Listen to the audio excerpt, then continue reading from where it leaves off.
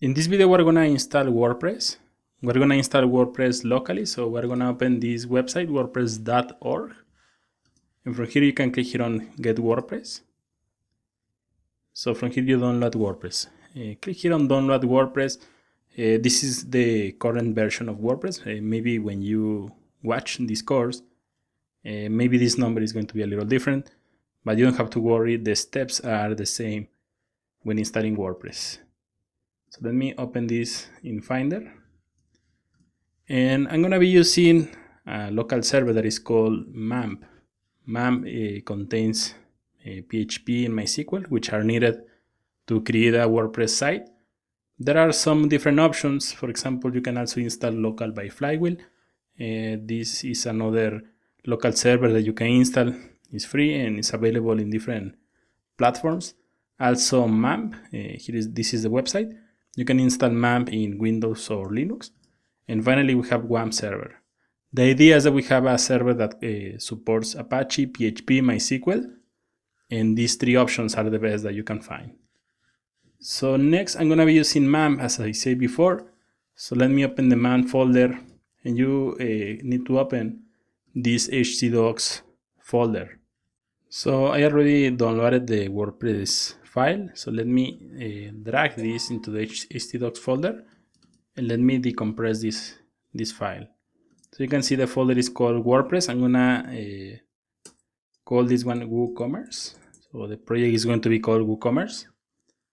We need to create a database, so let me open MAMP. And from here you can click here on Open Web Start Page. So here on the top you have Tools, and then you have PHPMyAdmin.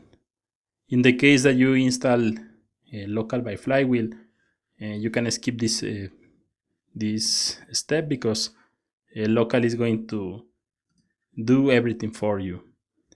So here I am on the PHPMyAdmin. You click here on Tools, PHPMyAdmin, and from here you can create the database. So click here on Databases, and I'm gonna call this one Carolina Spa _WC for WooCommerce. So let me click here on Create. And the database is going to be empty. WordPress is going to create the different tables and everything. So you can see that let me open htdocs. You can see I called the folder WooCommerce. So we need to open this in the server. So from here you can remove everything in the URL. You can keep the local host and the port. And I'm gonna add WooCommerce. So hit enter. And from here you can install WordPress. So this is going to be the page. You select the language. So let me click here on Continue. Click here on Let's Go. The database, we call this one Carolina Spa _WC. If you're using MAMP, the username is root and the password is also root. In the case that you are using WAMP server, the username is root and the password should be empty, like this. In my case, it's going to be root, and I'm gonna leave the defaults right here. So click here on Submit and run the installation. From here, I'm gonna give this website a name. So we're gonna call this one Carolina Spa Online Store. And I'm gonna create a username and a password.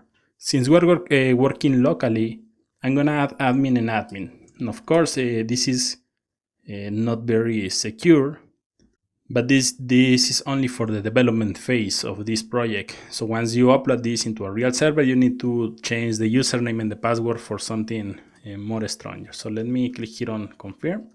Let me add any email is going to work for this phase of development. So let me add install WordPress.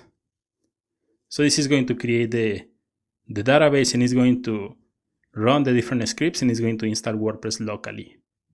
So click here on login, and from here we can add admin and admin. So admin and admin in both fields, and you can see here we have WordPress. I'm gonna refer to this section as the backend.